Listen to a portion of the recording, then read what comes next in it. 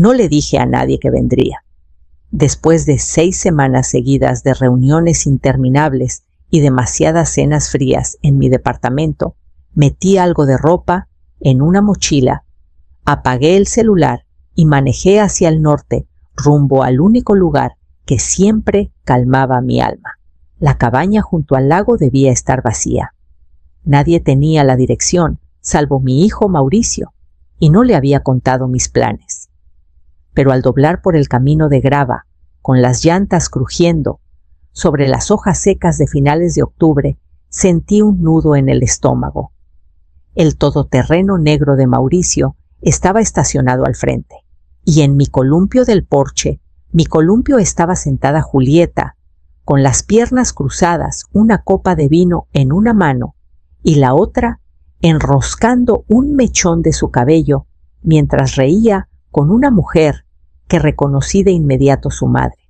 Ni siquiera había subido los escalones cuando Julieta levantó la vista, entrecerró los ojos y ladeó la cabeza. «¡Órale! ¿Y este bicho raro qué hace aquí?», dijo como si yo fuera la que estaba invadiendo. Su madre soltó una risita aguda. Llegó antes de tiempo. No respondí. Miré a Mauricio, que estaba en la puerta, con las manos en los bolsillos, observando sin meterse, ni siquiera fingiendo estar sorprendido. «Mauricio», dije en voz baja. «No me dijiste que vendrías». Abrió la boca, la cerró de nuevo y desvió la mirada. «¿Cambiaste las cerraduras?». Pregunté más para mí que para alguien más. Julieta se encogió de hombros. «Pues no esperábamos visita». La copa de vino en su mano reflejó la luz del sol. Era de cristal, una de las que guardaba en el gabinete de la cocina. Retrocedí un paso, apretando mi mochila con fuerza. Mis ojos recorrieron el porche, las ventanas, la jardinera que planté la primavera pasada. Todo familiar, pero de repente nada se sentía mío. Y desde adentro escuché risas. No esperé permiso. Empujé la puerta y entré. Lo primero que me golpeó no fue el calor, sino el olor. Ajo, queso horneado, vino tinto. Mi cocina olía a una fiesta a la que no me habían invitado. Y en medio de todo estaba el papá de Julieta descalzo, removiendo algo en la estufa como si fuera su casa. La sala estaba peor. Había chamarras amontonadas en el respaldo del sofá, un par de botas de hombre tiradas cerca de la chimenea. La foto enmarcada de mí y Daniel, mi esposo, que ya no estaba en la repisa, reemplazada por un retrato sonriente de Julieta con sus papás. Verlo me cerró la garganta. «Julieta», dije con voz baja, «¿qué está pasando?». No levantó la vista de su copa. «Pensamos que ya habías dejado este lugar. O sea, nunca vienes. Eso no significa que no sea mío». Sonrió con frialdad. Necesitábamos un descanso. Todos andamos estresados. Y esta cabaña estaba aquí nomás juntando polvo. Su papá me saludó con la mano como si fuéramos compadres de toda la vida. «Espero no te moleste, Marta». Julieta dijo que todo estaba bien, que andabas retirada en Cancún o algo por el estilo. Miré a Mauricio. Estaba sentado en mi sillón con las manos entrelazadas mirando el tapete. «¿Eso les dijiste?», pregunté. No respondió. Abrí el refrigerador. Lleno, no solo de botanas, comidas completas, ingredientes, cervezas. Mis gabinetes estaban reorganizados. Un platón que era de mi abuela ahora tenía sobras. Me giré hacia el pasillo. Por la puerta entreabierta de la recámara de huéspedes vi una maleta. «Tu ropa está en mis cajones», dije sin emoción. Julieta cruzó las piernas. «Si tan segura estás de que esto es tuyo, llama a la policía», lo dijo como retándome. Volví a mirar a Mauricio. Sus ojos seguían en el piso. Igual que el día que enterramos a su papá. Igual que cada vez que necesitaba que hablara por mí. No dormí esa noche. Las risas de la sala se apagaron después de la medianoche, reemplazadas por el zumbido constante del calentador, mi calentador, que seguía funcionando con la cuenta que yo pagaba. Me senté en la oscuridad de mi recámara, rodeada de mis propios muebles, que ya no se sentían míos. Al amanecer salí a tomar aire. El lago estaba tranquilo, con una neblina baja, y por un momento casi creí que todo dentro de la casa había sido una pesadilla. Pero entonces una camioneta entró al camino y reconocí al hombre que bajó. «¡Buenos días, Marta!», gritó alegre, descargando un montón de leña de su camioneta. «No esperaba verte aquí tan pronto. Julieta dijo que te habías ido a Cancún de fijo». Me quedé helada. «¿Cancún?», asintió sin notar el dolor detrás de mi tono quedo. «Sí, nos contó a todos que ya estabas instalada allá para siempre. Pensamos que les prestaste la cabaña para el invierno. ¡Qué buena onda de tu parte!». Forcé una sonrisa tensa y le di las gracias con la garganta demasiado apretada para explicar. Saludó, dejó la leña en el porche y se fue. Adentro me paré en el pasillo y miré el gancho de latón donde solía estar la llave de repuesto. Estaba vacío. La llave que le di a Mauricio el año pasado, después de la cirugía de Julieta por si hay una emergencia, la había dado como un gesto de confianza, de apoyo, no como una invitación. Ahora lo veía claro. No habían pedido prestada una casa. Se habían apoderado de una. Caminé por la cabaña, una última vez cada paso más pesado que el anterior. Las fotos en las paredes, las voces en la cocina, el leve olor a café. Todo me aplastaba, como si me hubieran borrado de mi propia historia. Sin decir una palabra, tomé mi chamarra y salí cerrando la puerta por costumbre, aunque ya no importaba. No se trataba de una llave, se trataba de desaparecer de la vida que construí. Y no iba a dejar que eso pasara otra vez. Para media mañana estaba en la carretera rumbo al pueblo, con las manos apretadas al volante. No había planeado pasar el día así, pero cuando el vecino mencionó Cancún, supe qué tenía que hacer. En la biblioteca municipal me instalé en un rincón tranquilo, entré a mi cuenta en la nube y empecé a sacar todos los archivos que se me ocurrieron. El título de propiedad de la cabaña, los recibos de impuestos actualizados, las facturas originales de la construcción. Luego abrí la app conectada a las cámaras de seguridad de la cabaña. Una de las cámaras Nest seguía funcionando. Revisé las grabaciones. Mostraban su llegada hace una semana, Mauricio, cargando una bolsa Julieta, manipulando la llave de emergencia, sus papás siguiéndolos, sin dudar, sin permiso. Cuando la impresora empezó a zumbar, el ruido fue más fuerte de lo que esperaba. Recogí cada hoja con cuidado, las apilé en una carpeta y la guardé en mi mochila como si fuera una armadura. Luego hice una llamada. «Maribel», dije cuando mi abogada contestó, «voy a necesitar tu ayuda. Y no, esta vez no es por un tema de zonificación». Su tono cambió al instante. «Cuéntame todo». Cuando regresé al camino de la cabaña, el sol ya se había escondido detrás de los árboles. No me bajé. Me quedé en el coche con las manos en el regazo mientras el motor se enfriaba. A través de la ventana grande del frente, los veía a todos reunidos alrededor de la mesa del comedor como en una postal. Julieta y su mamá reían por algo. Su papá se servía otra copa de vino. Mauricio parecía relajado con un tenedor en una mano y el celular en la otra. Mi mesa, mis copas, mi vida desenvolviéndose sin mí. No era solo una invasión, era un reemplazo silencioso. Se habían metido en mi espacio y actuaban como si nunca hubiera sido mío, como si yo estuviera fuera de lugar. No toqué la puerta, todavía no. Me quedé ahí inmóvil como el agua detrás de la cabaña, esperando a que el próximo paso se aclarara.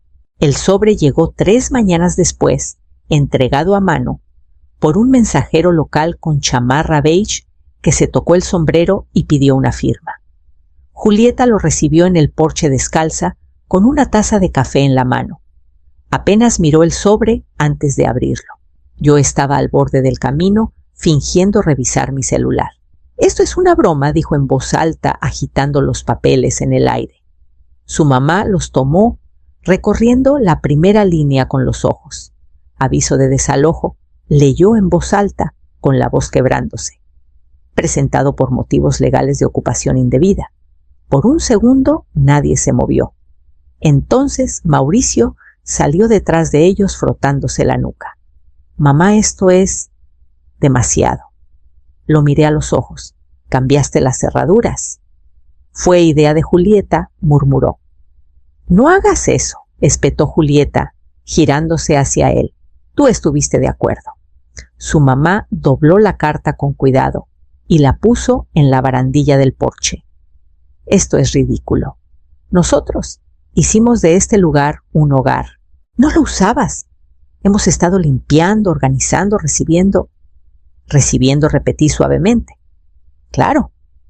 Mauricio bajó del porche, bajando la voz, como si eso facilitara las cosas. ¿Por qué no hablaste conmigo primero? Lo hice. No dijiste nada. Eso lo calló. Julieta cruzó los brazos. ¿Crees que nos vamos a ir nomás por un papel? Vamos a pelear esto. Asentí. Adelante. Pero lo vi en sus ojos. El cambio. Un destello de incertidumbre. No esperaba que respondiera. Se había acostumbrado demasiado a mi silencio, a mi chequera, a mi perdón. El coche del mensajero se alejó por el camino. Julieta lo miró luego, me dio la espalda sin decir más. Me quedé en mi lugar hasta que la puerta se cerró tras ellos. Y luego caminé lentamente hacia el pueblo. El comedor estaba casi vacío. Esa tarde, solo el zumbido del ventilador de techo y el leve tintineo de los platos en la cocina. Me senté en mi cabina de siempre, junto a la ventana, con la carpeta de documentos impresos junto a mi taza de café y mi celular brillando suavemente en la mano. Abrí la app de mi banco. Revisé la lista de pagos automáticos y encontré el que decía Mauricio. Apoyo para vivienda. Había estado activo casi 4 años desde que dijo: solo necesitamos una ayudadita hasta que las cosas se estabilicen. Presioné cancelar. El mensaje de confirmación apareció frío y final. Luego pasé a la cuenta del préstamo. El todoterreno de Julieta, técnicamente a nombre de ambos. Recordé el día que lloró en la agencia porque no le aprobaban el financiamiento. Mauricio me miró entonces como niño, otra vez, suplicando en silencio. Firmé como codeudora, sin dudarlo, convenciéndome de que era cosa de familia. Ahora escribí un mensaje breve al prestamista: codeudora, retira consentimiento. Vehículo, a ser embargado bajo cláusula compartida. No lo releí. Lo envié. Para cuando terminé mi café, 2 partes de mi vida habían vuelto silenciosamente a su lugar. Sin gritos, sin escenas. Solo números realineados a donde debieron estar siempre. Esa noche, cuando el sol se ocultó tras los pinos, vi una notificación en mi pantalla. Acceso remoto desactivado. Eso significaba que el coche de Julieta no arrancaría.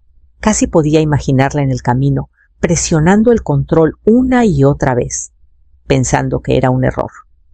Para el fin de semana, Mauricio llamó desde un número desconocido. El casero había enviado una advertencia formal sobre su contrato de renta. No se recibió el pago, no hay prórrogas. Su voz en el buzón estaba tensa, quebradiza. Mamá, no entiendo qué está pasando. No le devolví la llamada. Todo lo que habían construido, el coche, el departamento, las pequeñas comodidades que presumían, descansaba en el terreno que yo pagaba en silencio. Y ahora ese terreno había desaparecido. Cerré mi celular, dejé unos pesos en la mesa y salí al aire fresco de la noche rumbo al juzgado. Era casi medianoche cuando sonó el teléfono. Casi no contesto. El número parpadeó en la pantalla Mauricio. Dudé lo suficiente para pensar en dejarlo ir al buzón, luego presioné aceptar. Mamá dijo de inmediato, con voz tensa y rápida: ¿Qué estás haciendo? Julieta está perdiendo la cabeza. Escuché ruido de fondo, voces alzadas, una puerta azotándose, alguien caminando de un lado a otro. Siguió hablando, tropezando con sus palabras, tratando de meter excusas y culpas en la misma frase. No es justo. Pudiste hablar conmigo primero. No queríamos que llegara tan lejos. El coche de Julieta, su trabajo depende de eso. ¿Y la renta? ¿Por qué cortaste todo sin avisar?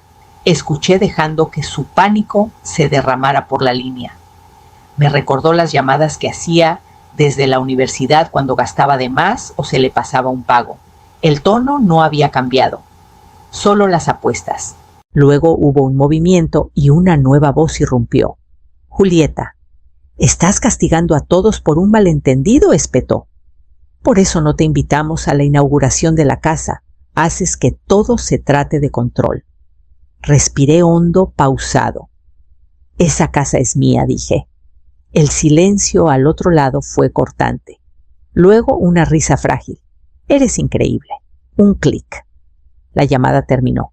Me quedé ahí un buen rato mirando la ventana oscura. Frente a mí, mi reflejo, apenas visible en el vidrio. Afuera la noche estaba quieta.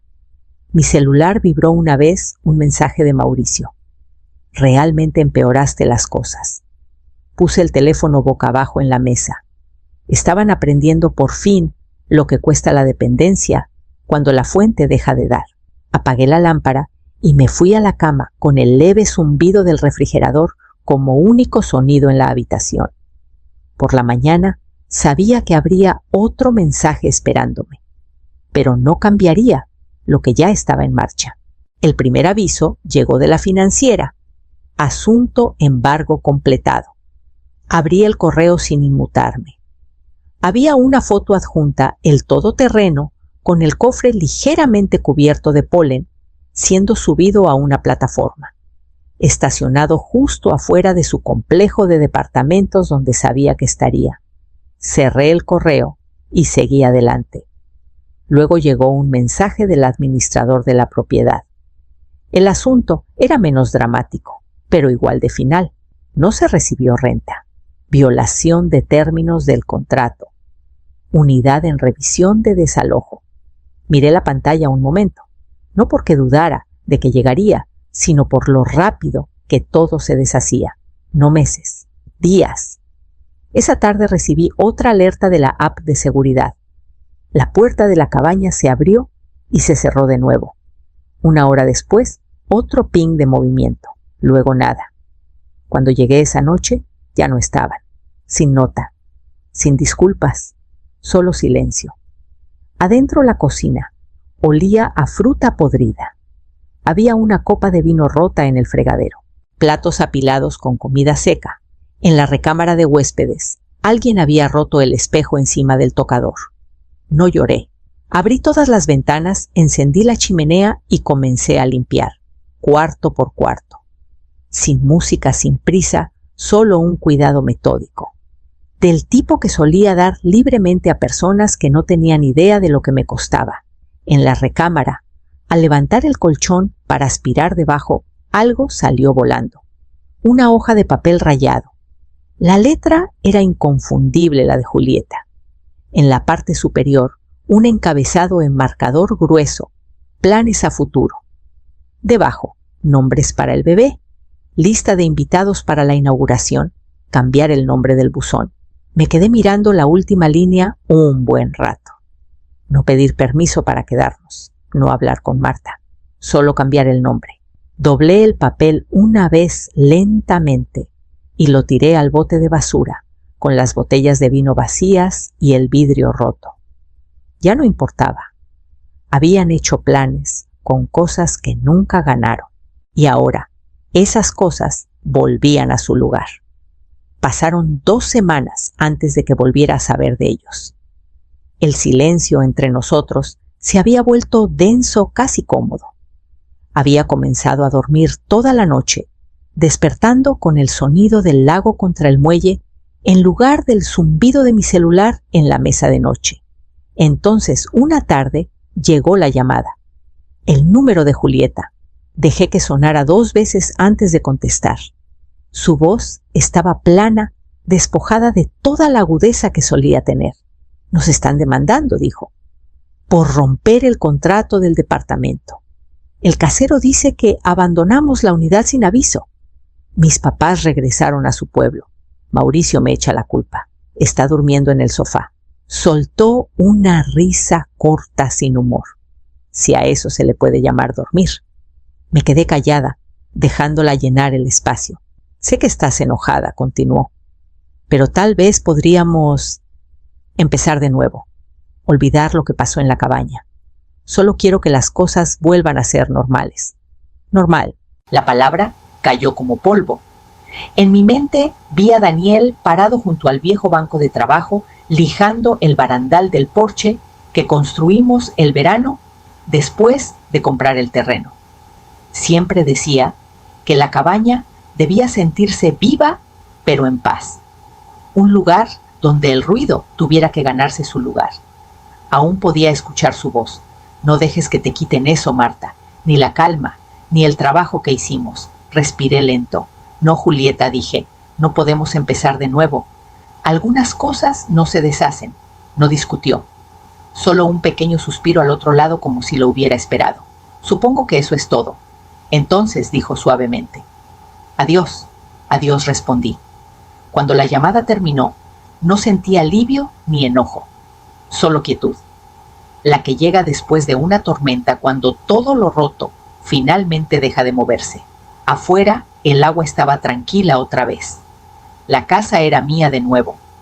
Y por primera vez en años, eso se sentía suficiente. Pero la calma nunca dura mucho. La siguiente llamada llegó 3 días después, esta vez desde un número desconocido.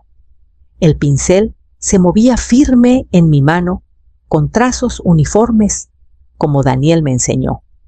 La puerta principal, ahora de un gris oliva suave, brillaba bajo el sol de la tarde. Di un paso atrás para admirarla, sin marcas de roces, sin huellas olvidadas, solo color fresco y una línea limpia. El aire olía a pino húmedo y viento del lago, ni rastro de perfume, humo o vino. Adentro había restaurado lo que importaba. La foto de nuestra boda volvió a la repisa esa, donde él estaba detrás de mí, con las manos en mis hombros. Los trofeos de pesca, todavía ridículos, todavía su orgullo, alineados en el estante sobre la ventana. Cambié la ropa de cama de la recámara de huéspedes la semana pasada. Nadie la había tocado desde entonces. Había una colcha doblada al pie de la cama, la que trajimos de nuestro viaje a Oaxaca. Ni siquiera la movieron. Nunca vieron la casa. No de verdad. Preparé una cafetera y me serví una taza. Luego caminé hasta el muelle. El agua estaba quieta, un espejo del cielo. Me senté en la banca que construimos juntos y abrí mi libreta. No un diario. No hoy. Era el comienzo de un testamento. Empecé con la cabaña, su dirección, número de parcela, identificación fiscal. Luego, en un lenguaje claro y directo, escribí: esta propiedad permanecerá a mi nombre hasta mi muerte. Al transferirse, solo podrá pasar a personas que hayan contribuido a su cuidado, sin títulos conjuntos, sin llaves de emergencia, sin suposiciones. Hice una pausa, luego subrayé la última frase. Más abajo, anoté las cuentas bancarias, la caja de seguridad y la única póliza de seguro que no había tocado desde que Daniel se fue. Todo con letra clara, sin acuerdos tácitos, sin favores sin nombre, solo lo que yo elegía, solo lo que yo quería. Cuando terminé, guardé las páginas en una carpeta, la puse a mi lado y me recosté en la banca. El cielo sobre el lago estaba despejado. El único sonido era el suave chapoteo del agua y el crujido de las tablas del muelle bajo mis pies. Por primera vez en años, no estaba esperando a que nadie apareciera.